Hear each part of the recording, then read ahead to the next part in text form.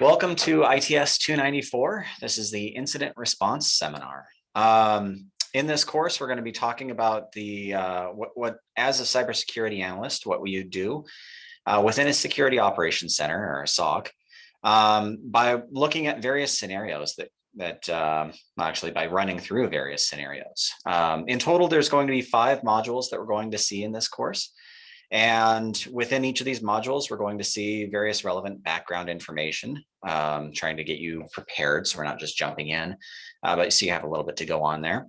And they'll each conclude with a live range seminar. So we're actually going to, as a team, or I guess you all will, as a team, work together to resolve the whatever incident happens to be taking place. So some introductions. Myself, my name is Jeff Ahrens. I've been teaching mostly math at the Missoula College for the last 10 years, but I do have a background in some computer science, and fairly recently, in the last year or two, I've been getting into doing more IT courses and cybersecurity related information. Courses, whatever. I have a 2-year-old daughter, and she's talking up a storm now. It's a lot of fun. And over the break, my wife and I just got a puppy, so I'm kind of keeping busy with that. A border collie, in case you're interested. I'm also teaching some other math classes this semester, so I'm still partially a math teacher and teaching a computer repair and maintenance course. And I will be teaching this course, obviously, the Cyber Range Seminar, or the Incident Response Seminar, sorry, with Dianne Burke. So Dianne Burke, would you like to introduce yourself? Thanks, Jeff. As Jeff said, I'm Dianne Burke, and I am the other instructor. We are co-teaching the course this semester. I have been teaching for close to 40 years in terms of operating systems and system maintenance. My career started before we had PCs, so it was all mainframe activities and running a data center. I have been teaching at U of M since 2001, mostly in the networking curriculum, and I really enjoy doing cybersecurity stuff. It's a whole lot of fun, and I think this is going to be a great course. I'm really excited to work with Jeff and to bring this to you. I'm going to give you a little bit of background information that is going to help kind of set the stage for what we'll be doing this semester. This is an incident response seminar, and you will be learning what takes place and what the activities are as a security operations center analyst or an incident response analyst. There is an incident response cycle that no matter where you work, you will be working through this cycle. The first is getting your network set and prepared, and you harden all sorts of different elements of your network. And then you sit and wait. You watch all of your tools that are going to let you know when something's taking place that is unusual. Sometimes it's a false alarm. Other times it leads you to find that there's been some sort of a security breach. After you prepare, then you do the sitting and waiting, and then when something arises, you do your detection and analysis. There will be several tools that you'll be using as a SOC analyst, and you'll be looking in a few different places to see where some of these anomalies come up. Once you see those, then it is your responsibility to kind of pull that thread until you have figured out what's going on definitively and get an idea of what it is you need to do in order to respond to this. Sometimes you will have different flags, and you might be pulling several threads. Working as a team is really important here, because if you're chasing thread 1 and somebody else is chasing thread 2, you need to keep talking to each other to make sure that you're both on the same page, and also to see if you can connect dots between what you're finding. Once you have made a decision that you know what's going on, or at least you know part of what's going on, you will work at the containment, the eradication, and the recovery from the breach. Containing means you want to stop what activity is going on. You want to get rid of it. Sometimes it takes a while to figure out all the different ways that a bad actor has infiltrated your system. And then you have to do recovery or remediation. If files have been compromised, if data has been compromised, you need to go to a backup and restore that data. Whatever you need to do as far as the remediation is required is part of what you'll be doing as an analyst. The last thing you do is review the activity, do a debrief on the activity and your response. One of the reasons you do that is because you want to learn, and then you also want to tighten your defenses. What happened during that breach, and how can you prevent that from recurring? So you've got those activities that you will do, tighten things up, and then you go back and sit and wait for the next breach to come along. When you're in the middle of a real-time response, your focus is going to be on, number one, detecting anomalies and determining whether this is just an unusual condition or this signals that something serious may be going on. You will have to analyze all sorts of things. You'll be looking at file system elements. You'll be looking at packets in terms of what's going on with your firewall, going back and forth. You'll be doing maybe working with a demilitarized zone. You've got a lot of different things that you're going to need to understand, and so that you can poke around in there and see what looks off. Some of this is going to be reconstructing a timeline, and you put different activities as you find them from the various tools that you'll be working with. Part of that is the analysis, putting together the pieces and trying to connect the dots.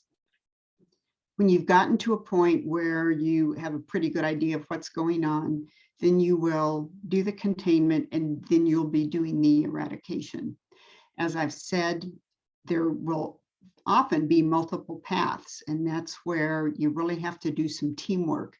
Maybe you'll check in about every 10 minutes as you are working on the detection and analysis, trying to make sure that everybody knows what's going on, because you're building a picture. Essentially, in a team-based environment, it's like the story of the blind folks with the elephant. Everybody's seen something different, but they need to put it together.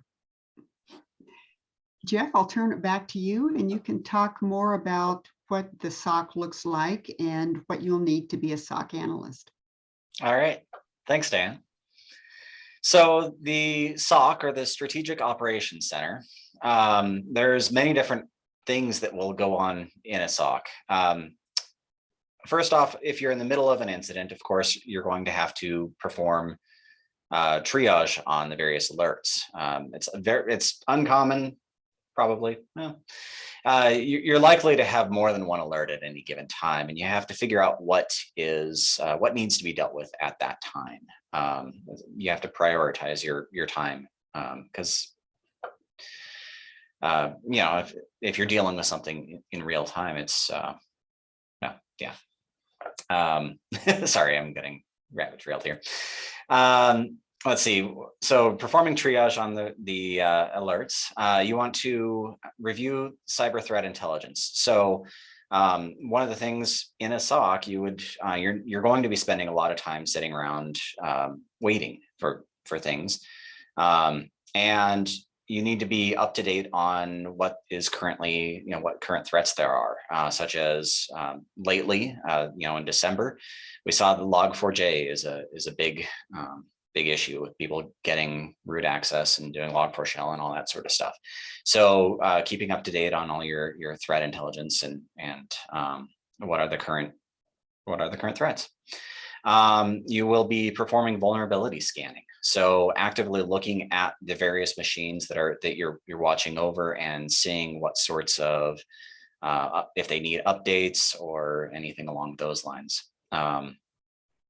You will be identifying opportunities for threat hunting. You're going to be actively looking for indicators of compromise, even if there is no current alert. This is partially because your alerts, relying on them can be a little bit tricky at times. Of course, you can't constantly review everything, but you do want to you do want to look around, even if your things aren't, even if your SIEMs aren't yelling at you. Oftentimes, systems can be compromised for months before any intrusion is detected. We saw this recently with the solar winds. This was last year. Solar winds. That it happened. I think they figured it happened over a period of 6 months, and it was a security audit. I think that, if I recall, should have researched that. But in any case, there were many different systems that were compromised for a long period of time before any sort of problem was detected. So you may end up just kind of taking the generic standpoint of always assuming that there's a breach and trying to figure out how to find it. So, and in any case, what sorts of skills do you need as a security analyst? Unfortunately, well, either unfortunately or fortunately, there is no single set of skills that you need. You really kind of need to have just a very wide breadth of experience. As Dianne, I'll credit her with this, but saying you need an inch deep and a mile wide. Of course, that's taken from elsewhere. I don't know where that particular quote is taken from, but you kind of have to be familiar with all the different operating systems. You have to know Windows, you have to know Linux, you have to know Mac. Many different people use these various different operating systems, or parts of your infrastructure may be Linux, other parts of your infrastructure may be Windows. You kind of have to have just a wide breadth of experience there. And you have to kind of know what's going on, the internals of each of these operating systems. So what kind of services they're running, how the logs work, how they, where they log the files, what kind of things cause them to log files, how virtualization works on them. If they are able to be to spin up other machines, then potentially, there could be additional machines there that you're not aware of. There's 3 physical machines, but somebody has a virtual machine running on this one. So there's actually a 4th virtual machine. You have to be kind of aware of what's going on the inside of each of these operating systems. Also, like in Windows, you have to be aware of the registry, the Windows registry, and Linux, you have to be aware of how the configuration files are all set up. So something else that's different between these various operating systems is how their file systems are arranged, both how they're shared. If you're talking about an SMB versus some other sort of, however it's shared over the network, or just how the files are organized. These are different in different operating systems, and they have impacts. Let's see. Also, there's just a whole bunch of different applications and services that you have to at least be familiar with. If somebody is running an application on their machine that's designed to give remote access, this has a very, very significant security implications. If they're running a VPN, or if they're running, log me in, or no, what's it called? I forget what it's called, whatever. In any case, there's all sorts of different pieces of software that are designed to give remote access. And well, if the wrong person gets remote access, that's a problem. Let's see. Also, clearly you can't know everything. You can't know everything in the depth that's really needed. So this is where working as part of a team is really necessary. You'll have this wide breadth of experience, but you'll also have some sort of specialty, and you'll work in a team with other people that have other specialties. So you may be good with Linux, but then you work with somebody else that's good with Windows, and you work with somebody else that's good with, I don't know, Docker and whatever. realizing that, you can't know anything, you can't know everything, rather. You can't know some things. You can't know everything, and you have to escalate. You have to push you have to pull other people in to help out when it's necessary. So in general, cybersecurity, I do think I agree with Diane's sentiment that it is a lot of fun. I think a big part of the reason that's a lot of fun is there is a lot to learn. I am of the opinion that, I just love learning. And if you likewise enjoy learning, enjoy just figuring out what's out there, then I think cybersecurity is going to be a lot of fun for you as well.